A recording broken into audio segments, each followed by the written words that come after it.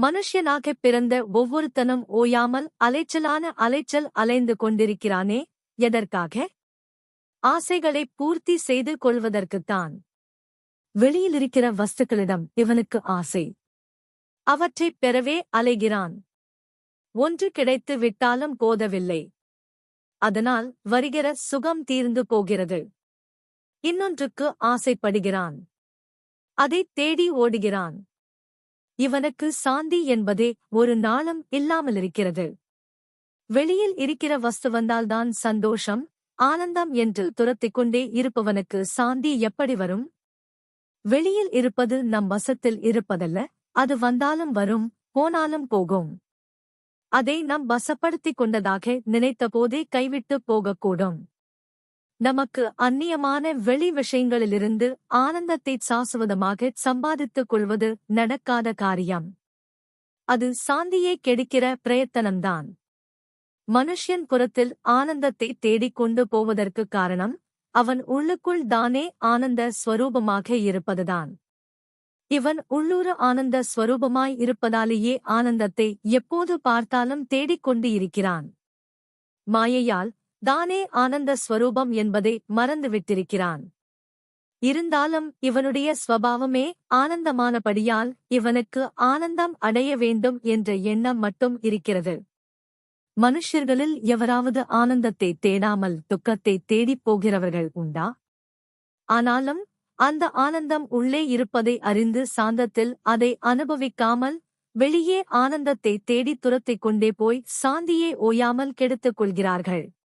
தன் நிஜ ஸ்வரூபம் என்ன என்று ஒருவன் அம்பாளின் கிருபையால் பிரார்த்தித்து ஆத்ம விசாரம் தியானம் செய்து பார்த்தால் தானே பூரண ஆனந்த வஸ்து என்று தெரிந்து கொள்வான். இவனுடைய இயல்பான உள் ஆனந்தம் மகா சமுத்திரம் மாதிரி இருக்கிறதென்றால் இவன் இப்போது புறத்தில் தேடி ஓடுகிற வஸ்துக்களிடமிருந்து கிடைக்கிற ஆனந்தமெல்லாம் ஒரு திவலை மாதிரிதான்.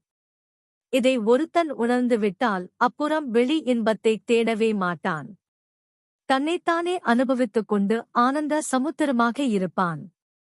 சமுத்திரம் இருக்கிற இடத்திலேயே கரையை விட்டு வராமல் இருந்தாலும் அதனிடம் நதிகள் போய் விழுகின்றன அல்லவா? அப்படியே ஆசைகள் இவனிடம் வந்து விழுந்து சமுத்திரத்தில் நதிகள் விழுந்து மறைவது போல் மறைந்தே போய்விடும். கீதை சொன்ன மாதிரி பேரின்பக் கடலாக நிறைந்து அசைவதற்கு இடமே இல்லாத அளவுக்கு எங்கும் நிறைந்து அசையாமல் பரம சாந்தமாக நிற்பான். தேவேந்திர பதவியின் ஆனந்தம் கூட இந்த ஆத்மானந்த கடலில் ஒரு துளிதான் என்கிறார் ஸ்ரீ பகவத் பாதர்கள்.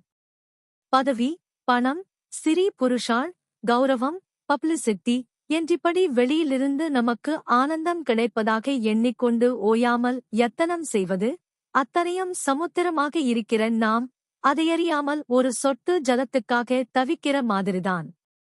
வெளிப்பொருள் எதுவோ கிடைக்காததால் நமக்கு குறை வந்துவிட்டதாக துக்கப்படுவது சுத்த தப்பு. நமக்கு குறையே இல்லை. நமக்குள் நாமே பூரண வஸ்து. நமக்கு அந்நியமாக வெளி என்றே ஒன்று இல்லை. வெளியிலே இருக்கிற அத்தனை ஆனந்தமும் நமக்குள்ளேயே அடக்கம். வெளி மாதிரி இருப்பதிலிருந்து தானாக எது வந்தாலும் வரட்டும்.